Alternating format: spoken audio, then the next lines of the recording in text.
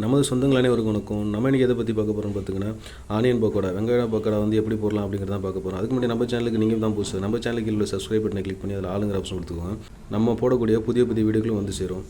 நம்ம ஒரு 3 வெங்காயத்தை வந்து வெட்டி வச்சுருக்கோம். நல்லா அரை வெங்காயத்தை வெட்டி இப்படி ரவுண்டாக இருக்கிற மாதிரி நம்ம வெட்டி வச்சுருக்கோம். இது இப்படி இருந்தால் தான் வெங்காய பக்கோடாவுக்கு நல்லாயிருக்கும். நீங்களும் இது மாதிரி வெட்டிட்டு நல்லா உதிரி அப்படி ஆக்கிக்கோங்க. அப்போ அந்த மாவில் மிக்ஸ் பண்ணி போடுறப்ப வெங்காயம் வந்து நல்லா உதிரியாக சாப்பிட்றதுக்கு வந்து நல்லா இருக்கும். இதோட நம்ம மாவு ரெடி பண்ணி அதில் மிக்ஸ் பண்ணி வெங்காய பக்கோடா போட போகிறோம். அதை வாங்க எப்படி மாவு ரெடி பண்ணி போடலாம் அப்படிங்கிறத பற்றி நேரடியாக நம்ம பார்க்கலாம். இப்போ நம்ம வந்து வெங்காய பக்கோடா செய்கிறதுக்காக மாவு வந்து கலக்கி வச்சுருக்கோம். இதில் வந்து கடலை மாவு, அரிசி மாவு, மிளகாத்தூள், பெருங்காயத்தூள், ஒரு பிஞ்சளவு சோடாப்பு போட்டு நம்ம வந்து கலந்து வச்சுருக்கோம். பேக்கிங் சோடா, உப்பு போட்டிருக்கோம், கலக்கி வச்சுருக்கோம். இப்போ வாங்க நம்ம போய் வெங்காய பக்கோடா எப்படி போடலான்னு நம்ம போய் பார்க்கலாம். நம்ம இப்போ வந்து வெங்காயத்தை வந்து அந்த மாவோட மிக்ஸ் பண்ணி நம்ம வந்து வெங்காய பக்கோடா போய் போடலாம். வாங்க பார்க்கலாம் எப்படி போடலான்னு.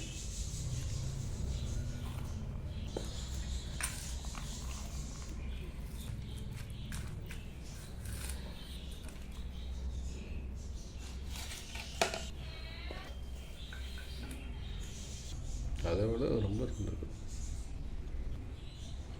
வெங்காய பக்கோடாவுக்கு வந்து பார்த்திங்கன்னா, வெங்காயத்தை நம்ம வந்து இதில் ஒன்றா கொட்டி மாவோடு கொட்டி மிக்ஸ் பண்ணியாச்சு. இது மாதிரி வச்சுக்கோங்க. இன்னும் கூட கொஞ்சம் நீங்கள் மாவு போட்டு மிக்ஸ் பண்ணிக்கலாம். எங்களுக்கு நல்லா கொஞ்சம் ஸ்கிரிப்சியாக, எங்களுக்கு நல்லா கொஞ்சம் மொறுன்னு வேணும் அப்படிங்கிறதுக்காக நம்ம இதை வந்து அப்படியே வச்சுருக்குறோம். நீங்கள் மாவு இன்னும் கொஞ்சம் அதிகமாக கூட போட்டு நீங்கள் மிக்ஸ் பண்ணிக்கலாம். இதை அப்படியே எடுத்துகிட்டு போயிட்டு எண்ணெய் சட்டியை காய வச்சு அதில் எண்ணெயை ஊற்றி நம்ம பக்கோடா போட போகிறோம். வாங்க நேரடியாக போய் அதை பார்க்கலாம். இப்போ வந்து வானல் வச்சுருக்கோம். இப்போ வந்து வானல் வந்து காஞ்சிருச்சு. நம்ம வந்து ஆயில் வந்து ஊற்றுறோம்.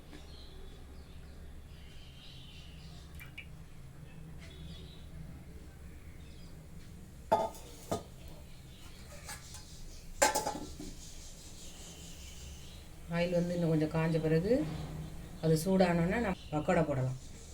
வெங்காய பக்கோடா. இப்போ வந்து எண்ணெய் சூடாகிடுச்சா அப்படிங்கிறது பார்க்குறதுக்காக நம்ம ஒரு சின்ன பீஸ் எடுத்து அதில் போட்டு பார்க்கலாம். எண்ணெய் வந்து நல்லா சூடாகிடுச்சு. இப்போ வந்து கொஞ்சம் கொஞ்சமாக எடுத்து பக்கோடாவை நம்ம உதிரியாக தான் போடணும். அப்போ தான் நல்லா மொறு சாப்பிட்றதுக்கு நல்லாயிருக்கும்.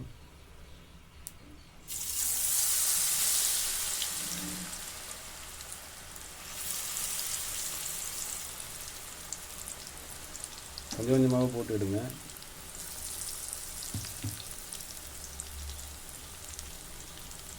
நல்லா பொரிஞ்சு வெந்து வரணும். நல்லா ரெட்டிஷாக வரும்.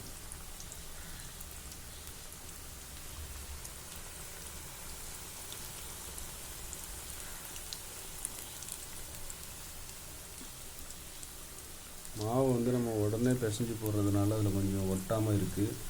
நீங்கள் கொஞ்சம் நேரம் மாவை வந்து ஊற வச்சுக்கோங்க. வெங்காயத்தை போட்டு ஊற வச்சுட்டிங்கன்னா இன்னும் கொஞ்சம் நல்லா ஒட்டி சாப்பிட்றதுக்கு நல்லாயிருக்கும். நம்ம உடனே செஞ்சு போடுறதுனால மாவு கொஞ்சம் ஒட்டாமல் எல்லாம் பிரிஞ்சு வந்திருக்கு.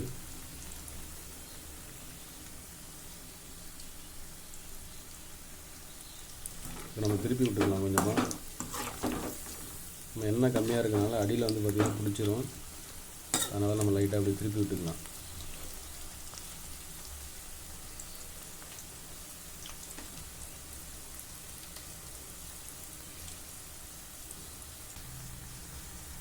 இந்த வெங்காய பக்கோடாவுக்கு பார்த்திங்கன்னா தேங்காய் சட்னி வச்சு சாப்பிட்டிங்கன்னா ரொம்ப டேஸ்ட்டாக இருக்கும். இதை நீங்கள் செய்கிறப்ப எப்பவும் தேங்காய் சட்னி வச்சுக்கோங்க. ஏன்னா அது வீட்டில் செய்கிற வெங்காய பக்கோடா நம்ம வந்து தேங்காய் சட்னி தொட்டு சாப்பிட்டோம்னா ரொம்ப டேஸ்ட்டாக இருக்கும். இதுக்கு வந்து காம்பினேஷனாக இருக்கும். அது வந்து இது நல்லா கொஞ்சம் வெந்துருச்சு. ஒரு 5 நிமிஷத்தில் நம்ம இதை எடுத்துடலாம்.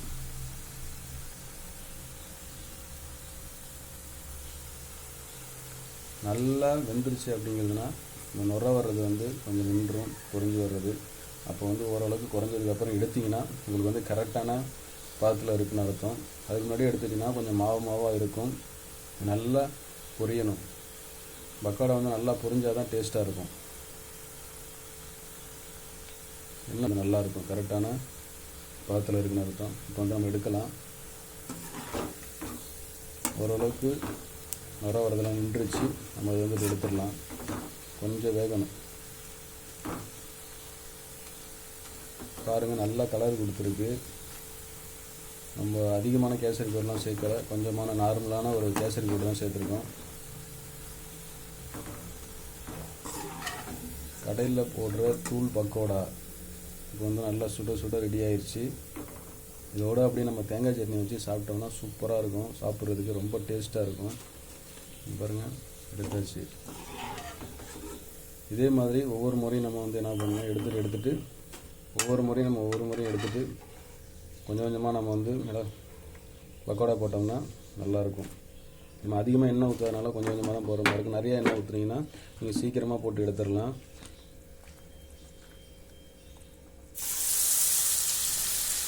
போடும்போது எப்போதுமே நீங்கள் கொஞ்சம் உதிரியாக எடுத்து போட்டிங்கன்னா தான் நல்லாயிருக்கும். இல்லைனா ஒன்றோட இது 2வது தரம் போட்டிருக்கோம். இப்படி ஒவ்வொரு தடவையும் போட்டு அந்த நுரை வந்து அடங்கினதுக்கப்புறம் எடுத்திங்கன்னா நல்லா டேஸ்ட்டாக சுட சுட வெங்காய பக்கோடா ரெடி ஆயிரும். ஃபஸ்ட் டைம் இப்போ எடுத்துருக்கோம். அங்கே பாருங்கள், நல்லா வந்திருக்கு. நல்ல கலராகவும் இருக்குது, நல்லா ஸ்கிரிப்ஸியாகவும் இருக்குது, மொறுமொறுன்னு இருக்குது. நல்லா மொறுமொறுன்னு இருக்குது.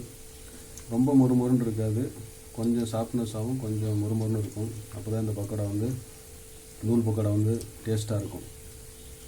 நம்ம எடுத்து வச்சுருக்கோம். இதே மாதிரி நீங்கள் வீட்டில் செஞ்சு பாருங்கள். இந்த ரெசிபியை நீங்கள் வந்து யூஸ் பண்ணி வீட்டில் செஞ்சு பாருங்கள்.